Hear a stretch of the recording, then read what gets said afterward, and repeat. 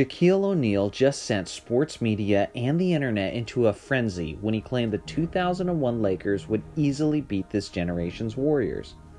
For those of you who don't remember or were too young to have seen the NBA in 2001, we're talking about the Shaq and Kobe Lakers. The same Lakers who went 15-1 in the playoffs, who had two superstars who each averaged near 30 points per game that season. Listen, I watched just about every Laker game that season, and I enjoyed that championship run. I love my Lakers, and I will always love my Lakers. But Shaq is very wrong on this one. When you're comparing these teams, it's easy to simply look at the great players involved and simply pick the winner based on which stars you believe in. But this is basketball we're talking about. A game where matchups are crucial and where the X's and O's matter tremendously. As easy as it is to envision a young Kobe and Shaq eating up these Warriors, the reality is those Lakers would not have matched up very well with them. The 2001 Lakers were a slow, half-court team that would be going up against a transition offense that's loaded with playmakers and shooters.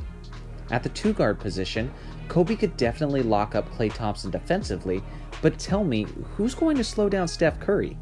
Brian Shaw? Derek Fisher? Tyronn Lue? Steph is going to have a feast.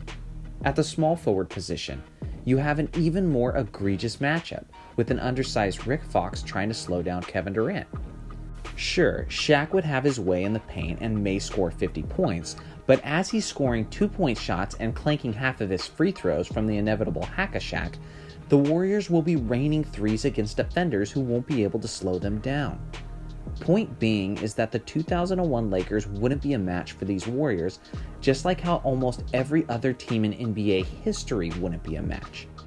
I could give you a breakdown on why teams like the 80s Lakers, 80s Celtics, or the LeBron and Wade Heat wouldn't be able to compete with this generation's Warriors, but if I did, this video would end up being over a half hour long. Instead, I'll give you a breakdown on the one lone team in NBA history that could possibly beat these Warriors. The best team to ever match up against these Warriors would be the 95-96 Bulls easily. I know, it's not necessarily the most surprising pick, but I'm not picking them just because the Bulls were a really good team and had a 72-10 record that one year. It actually goes far beyond that. The 96 Bulls are simply the most capable team based on their strengths. Anything the Warriors could throw at the Bulls, Chicago would be well equipped to handle it. You can't say that about any other team in league history. This generation's Warriors are absolutely stacked with offensive weapons. They would have to utilize those weapons against arguably the greatest defensive team of all time. The 95-96 Bulls are the only team in the league's history to have 3 first-team All-Defenders in their starting lineup with Jordan, Pippen, and Rodman. Even if the Bulls aren't the greatest defensive team of all time, they are without question the greatest perimeter defending team in NBA history, which is exactly where the Warriors are at their best offensively. It's easy to remember the all-time great defenders in Jordan, Pippen, and Rodman, but the player I most frequently see that's forgotten in the Bulls roster is Ron Harper. Ron Harper was their point guard and started every single game for the Bulls that season, but still somehow remarkably he continues to fly under the radar. He wasn't first team all defense, but he was an elite defender in his own right. With all of these pieces, you couldn't possibly ask for a better matchup. You would have Jordan, Pippen, and Harper to clamp down on Klay, KD, and Steph. The Bulls are the perfect scrappy and physical team that's needed to frustrate these finesse-style Warriors. These group of defenders would also be great for all the switching and screens that the Warriors would try to use. Jordan would probably guard Klay, Pippen would guard KD, Rodman would guard Draymond, and Harper would guard Steph. But if the Warriors were to set screens which caused many switches defensively, the Bulls would still be in decent shape. Pippen could also guard Draymond, Rodman could guard KD, and Jordan and Pippen could guard either Klay or Steph. There just simply isn't an easy way for these Warriors to attack the Bulls.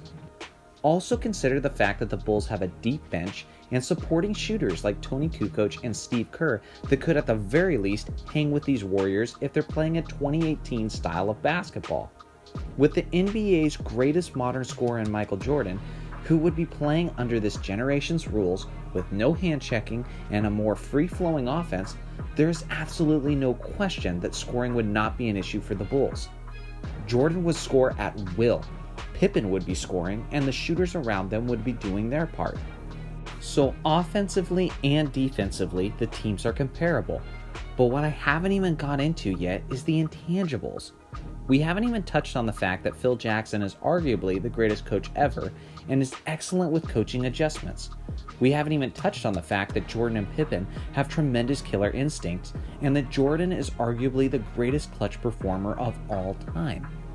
Listen, I'm not saying that these Bulls would definitely beat the Warriors, but if you want a team that could stand a solid chance at beating them, it's not the 01 Lakers, it's not the 80s Lakers or the Celtics, it's not the Heat teams of the past, the Sixers teams of the past, or the Pistons teams of years past. No, it's just the 95-96 Bulls. I'm about to go run this matchup on 2K and see what happens, but let me know in the comments section who you think would win this matchup and why. Thanks for watching my video, guys. Make sure to like and subscribe and stay tuned because I've got an exciting jersey giveaway announcement coming up soon, so you won't want to miss that.